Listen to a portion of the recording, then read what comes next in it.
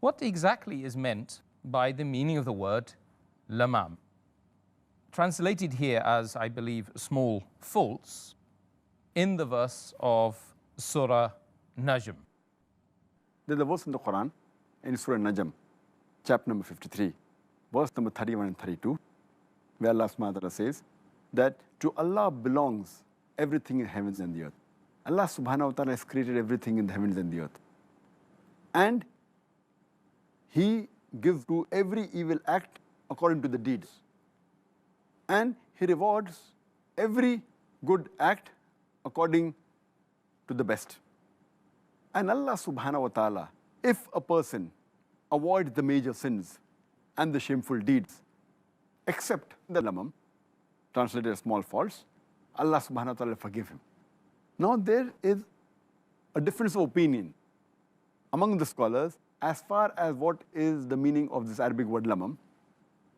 If you read At-Tabari, volume number 2, page number 527, it says that according to most of the Salafs, they said that lamam, it means any sin done only once, even if it's a major sin.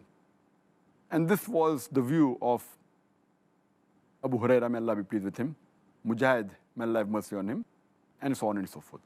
But if you read Qurtubi, volume 17, page number 71, there it says that according to Sayyid ibn Musaib, he says that lamam means a thought which comes into your mind once and goes away. It means maybe an evil thought which comes and goes away.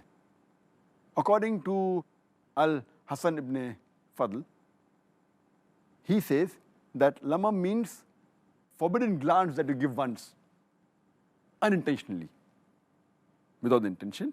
But if you give a second glance, then it's a sin. As our beloved Prophet said, the first glance is forgiven, the second is prohibited. So if it's the first glance without intention, then it comes into the small sins or lamam. And further, if you read in Tabari, volume number 2, page number 5 to 6 and 5 to 7, some of the scholars, they say that lamam means the sins done by the Muslims before they accepted Islam at that time, in the days of Jahiliyyah, in the ignorance, which Allah will forgive all the sins. This is lamam. Because when the non-Muslim mushrik used to tell those who became Muslims that these things you used to do yesterday, and now you say it's a sin, so this verse was revealed.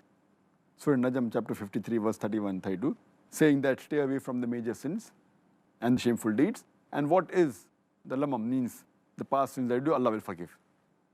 But according to most of the scholars, the majority of the scholars, they say that lamam means minor sins or small faults.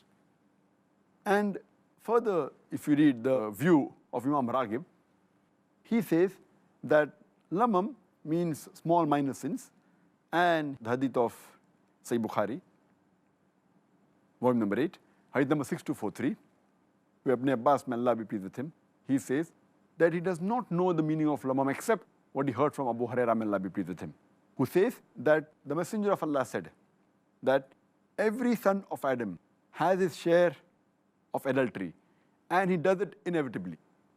The adultery of the eyes is a person giving a gaze which is forbidden. The adultery of the tongue is to speak. And what is in one's desire, his own wishes. And then his private part will either confirm or deny. So there's a difference of opinion as far as the word lamam is concerned. And further, if you read, according to Imam An-Nawawi, he says that lamam means what a person intends to do but does not do. A person thinks of doing but does not do. Means going towards that but does not do. These are small sins. Furthermore, the other scholars, they say these are specific small sins. But according to Qurtubi, volume number 17, page number 70, that lamam means minor sins or small faults, which Allah subhanahu wa ta'ala inshallah will forgive. And they give cross-reference of Surah Nisa chapter 4, verse number 31, that Allah subhanahu wa ta'ala, as long as you stay away from major sins, He'll forgive your small sins.